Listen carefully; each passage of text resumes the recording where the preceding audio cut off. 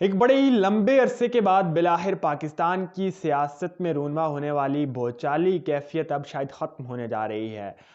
एक लंबी मुद्दत के बाद शायद सियासतदानों को अब ये ख्याल आ गया है कि मौजूदा बहरानों से निकलने का वाहिद हल जो बचा है वो मुज़ाकरात का टेबल है, वो मुज़ाकरात का मेज़ है। और मौजूदा सूरत हाल से अगर पाकिस्तान को निकालना है तो तमाम तर इख्तलाफात को ख़त्म करके अपनी तमाम तर रंजिशें मिटाकर हमें टेबल पर बैठकर बातचीत करके मामलात के हल की तरफ बढ़ना होगा। खबर कुछ यूं है कि 7 फरवरी को वज़ीर आज़म की जानिब से बिलाखिर एक बड़े ही लंबे इंतज़ार के बाद, एक बड़े लंबे सब्र के बाद जो है वो एपीसी ऑल पार्टीज़ कॉन्फ्रेंस बुला ली गई है। और इस ऑल पार्टीज़ कॉन्फ्रेंस में इमरान खान को भी मदऊ किया गया है। ये बड़ी ही खुशाइंद है और पाकिस्तान की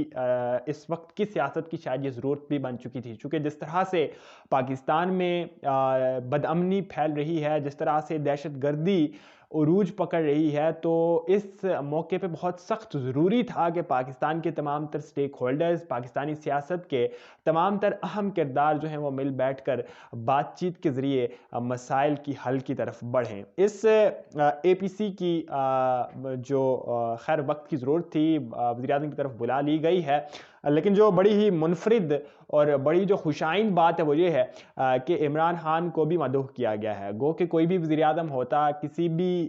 शख्स की या किसी भी जमात की हुकूमत होती, तो डेफ़िनेटली एपीसी में तमाम तर मुल्क की जो बड़ी पार्टियां हैं, जो बड़े स्टेक होल्डर्स हैं, उन्हें मदऊ किया जाना था। लेकिन इमरान खान को भी वज़ीर आज़म ने खैर मदऊ कर दिया है। अब 7 फरवरी को यहाँ इस्लामाबाद में एपीसी होने जा रही है और इमरान खान को भी मदऊ किया गया है कि वो भी एपीसी में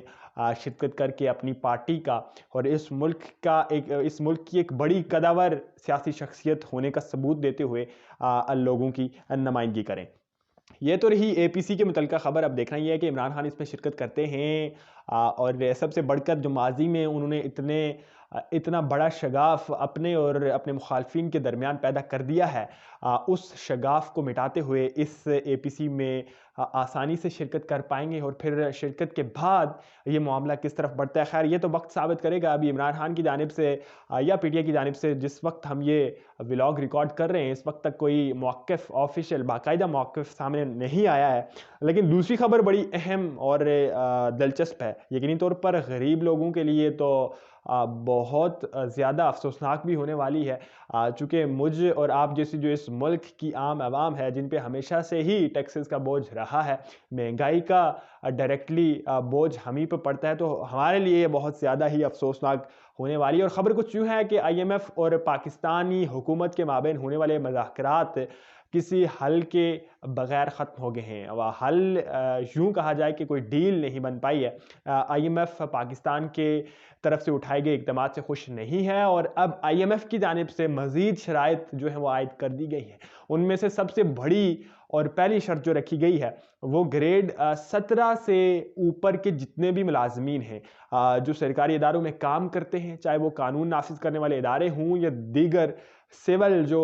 पाकिस्तान के इदारे हैं, पाकिस्तानी हुकूमत के इदारे हैं, उन तमाम तर इदाराजात में काम करने वाले 17 ग्रेड और 17 ग्रेड के ऊपर के अफसरान के तमाम तर असासे जो हैं वो पब्लिक करने होंगे, आईएमएफ के हवाले करने होंगे। ना कि सिर्फ इन अफसरान के असाजात आईएमएफ के हवाले करने होंगे, पब्लिक करने होंगे, बल्कि इस 17 ग्रेड और 17 ग्रेड से ऊपर के अफसरान और इनके ख़ानदान, इनके रिश्तेदारों, इनके कुर्ब जवार के लोगों के असाजात जो हैं वो अब हुकूमत को